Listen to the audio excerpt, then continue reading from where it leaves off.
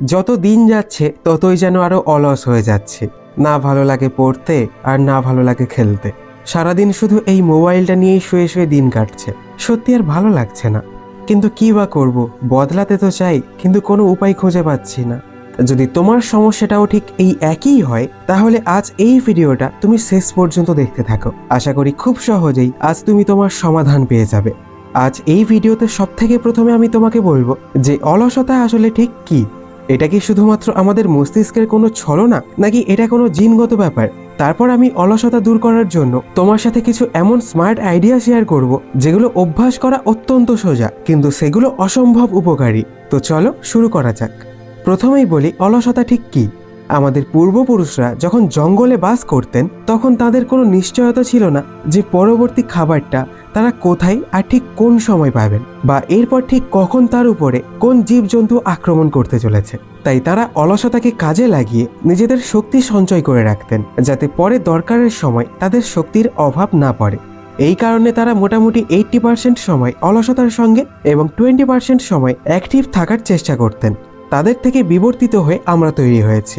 যদিও এখন আমাদের খাবারের অনিশ্চয়তা নেই, অন্তত আমি তুমি যারা এই ভিডিওটা দেখছে তাদের নেই বলেই আশা করা চলে, কিন্তু তবুও আমাদের মস্তিষ্ক এখনও সেই অভ্যাসেই জড়িয়ে আছে। এই কারণেই দিনের 80% সময় আমরা অলসভাবে এবং 20% সময় সেই একইভাবেই কাটাই। এখন সমস্যাটা হলো, কারো কারো ক্ষেত্রে 80-20-র বদলে সেটা 90-91% এসে দাঁড়িয়েছে। তো এটাকে কিভাবে বদলানো যায়? তাই আগে বুঝে নাও অলসতা সিস্টেম ঠিক কি করে কাজ করে।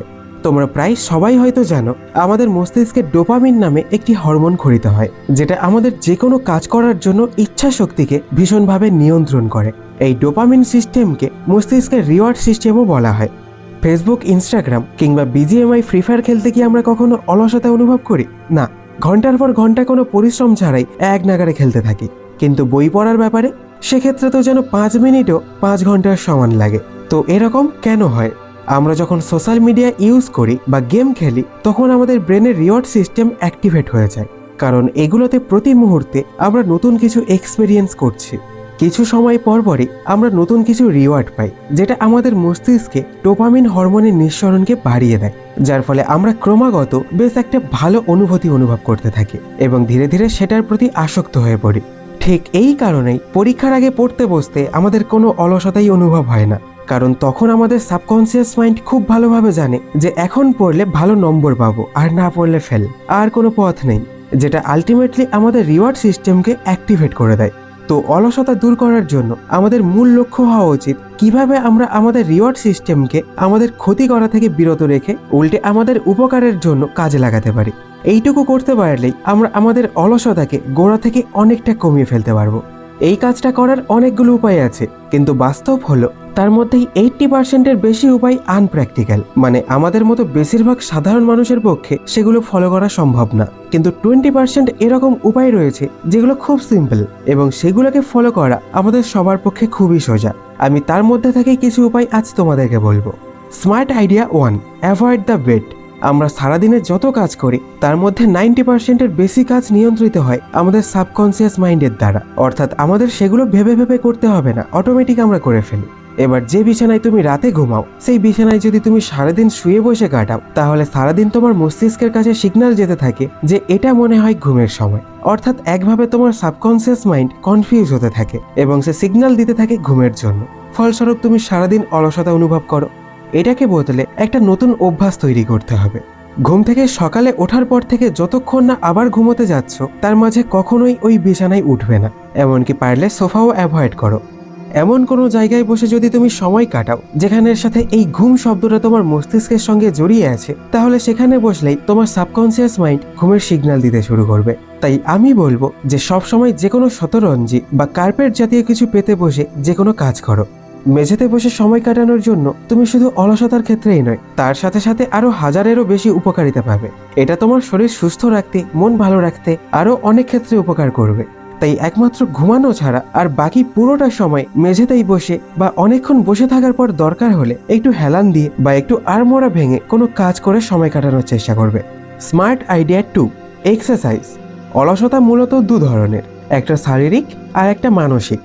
শারীরিক অলসতাকে দূর না করে মানসিক অলসতাকে দূর করা প্রায় ইম্পসিবল। যার জন্য একমাত্র উপায় হলো এক্সারসাইজ করা। কিছু কিছু লোক থাকে দেখবে যারা এক্সারসাইজ করার প্রতি আসক্ত, মানে একদিন জিম না করলে যেন তাদের চলে না। ফুড, সেক্স অ্যান্ড এক্সারসাইজ এই তিনটে জিনিস আমাদের ডোপামিন ক্ষরণ অর্থাৎ রিওয়ার্ড সিস্টেমকে সব থেকে বেশি ইন্টেন্স করে। যে নিজের সিস্টেমকে যে জিনিসটার সঙ্গে লিঙ্ক করে তোলে সে সেই জিনিসটাই তত বেশি উপভোগ করতে থাকে এবং ধীরে ধীরে সেটার প্রতি আসক্ত হয়ে পড়তে থাকে। এক্সারসাইজ অত্যন্ত উপকারী এবং এক্সারসাইজও বাকি দুটোর মতোই আসক্ত করে ফেলতে পারে। তাই তুমি যদি কিছুদিন কষ্ট করে হলেও নিয়মিত এক্সারসাইজ করে নিজের রিওয়ার্ড সিস্টেমকে একবার এক্সারসাইজের সঙ্গে লিঙ্ক করে নিতে পারো, তাহলেই ব্যাস কাজ হয়ে যাবে। অলসতা তো দূর হবেই, তার সাথে সাথে তুমি সুস্থ সবল থাকবে। Smart idea 3, reward yourself. আমাদের মূল লক্ষ্য হলো আমাদের রিওয়ার্ড সিস্টেমকে উপকারের জন্য কাজে লাগানো, কিন্তু পড়ার ক্ষেত্রে এটাকে কিভাবে অ্যাক্টিভেট করব? শুধু পড়াই না, যে কোনো কাজ যেটা তুমি জানো সেটা করা তোমার জন্য ভালো কিন্তু অলসতার কারণে কিছুতেই করে উঠতে পারছো না, সেখানে ডোপামিন ক্ষরণের জন্য তোমাকে এক্সটার্নালি ওই কাজটির জন্য নিজেকে নিজেই রিওয়ার্ড দিতে হবে। মানে এখন যদি তোমার রিওয়ার্ড সিস্টেম ফুডের মাধ্যমে সব থেকে বেশি ইনফ্লুয়েন্স হয়ে থাকে, মানে তুমি যদি খেতে খুব ভালোবাসো, ধরো তোমার প্রিয় খাবার হলো বিরিয়ানি, তাহলে নিজেকে নিজেই কথা দাও যে 2 দিন পর পর রোজ একটা করে চ্যাপ্টার পড়া শেষ করলে 4 দিনের দিন তুমি নিজেকে তোমার ফেভারিট রেস্টুরেন্টে 1 প্লেট বিরিয়ানি রিওয়ার্ড দেবে। এবার এটা বিরিয়ানির জায়গায় কিছু লজেন্স বা একটা ক্যাডবেরিও হতে পারে। যখনই তুমি এরকম করবে তখনই তোমার রিওয়ার্ড সিস্টেম অ্যাক্টিভেট হয়ে যাবে এবং পড়ার জন্য বা সেই কাজের জন্য তুমি আলাদা একটা মোটিভেশন অনুভব করবে। খুবই সোজা এবং মজাদার একটা পদ্ধতি, শুধু এক্ষেত্রে তোমার একটু সেলফ ডিসিপ্লিনের প্রয়োজন হবে। Smart idea 4, do it interestingly. আমাদের মধ্যে অলসতা তখনই আরো বেশি করে দেখা দিতে থাকে যখন আমরা জোর করে এমন কোনো কাজ করি যেটাতে আমাদের ভেতর থেকে সত্যিকারের কোনো ইন্টারেস্ট নেই। এবার একটা উপায় হলো এরকম কোনো কাজই না করা যেটাতে কোনো ইন্টারেস্ট নেই, কিন্তু সেটা সব ক্ষেত্রে সম্ভব হয় না। আমি যদি এখন একজন স্টুডেন্ট হই আর পড়াশোনায় আমার কোনো ইন্টারেস্ট না থাকে, তাহলে তবু একটা মিনিমাম এডুকেশনের জন্য আমাকে পড়তেই হবে। এরকম কিছু বিশেষ ক্ষেত্র থাকে যেখানে কাজটাকে ইগনোর করা সম্ভব হয় না, সেক্ষেত্রে আমাদেরও অন্য উপায় বের করতে হবে। এমন কিছু খুঁজে বের করতে হবে যাতে সেই বোরিং কাজটাও ইন্টারেস্টিং লাগতে শুরু করে। যার মধ্যে একটা উপায় তো আমি আগেই বললাম, রিওয়ার্ড ইয়োরসেলফ। আরেকটি উপায় হলো ট্রাই ডিফারেন্টলি। যেমন হতে পারে কারোর বই পড়তে ভালো লাগে না কিন্তু সে শুনতে ভালোবাসে, বা হতে পারে সে ভিডিও দেখতে ভালোবাসে, তাহলে সে সেই মতো কোনো একটা উপায় বের করে তার সেই পড়াটাকে ইন্টারেস্টিং করে তুলতে পারে। যখন আমরা কোনো কাজ করতে ইন্টারেস্ট পাই তখন অলসতা সত্যিই অনেকটা দূর হয়ে যায়। যেমন মহান কেউ একজন বলেছেন, everything is easy when you are crazy and nothing is easy when you are lazy. এই 4টি স্মার্ট আইডিয়ার মধ্যে থেকে যে কোনো একটা স্মার্ট আইডিয়াকে বেছে নাও যেটা তোমার কাছে সব থেকে সোজা, এবং আজ থেকেই করতে শুরু করে দাও। আর 1 সপ্তাহ পর আবার ফিরে এসে তখন তুমি সত্যিই কোনো পরিবর্তন অনুভব করছো কিনা সেটা কমেন্ট করে আমাকে অবশ্যই জানিও, কারণ তোমার ফিডব্যাকই আমার মোটিভেশন। সবশেষে তোমার কাছে আমার একটাই রিকোয়েস্ট, যদি এই ভিডিওটা তোমার প্রবলেম সলভ করার জন্য একটুও হেল্প হয়ে থাকে তাহলে অবশ্যই ভিডিওটিকে তোমার বন্ধু বান্ধবীদের কাছে শেয়ার করে দাও, কারণ এই একটা শেয়ার হয়তো তাদের জীবন বদলে দিতে পারে। আর তুমি এরপর কোন টপিকে ভিডিও দেখতে চাও আমাকে কমেন্ট করে জানিও, কারণ তোমাকে হেল্প করাটাই আমার আসল উদ্দেশ্য।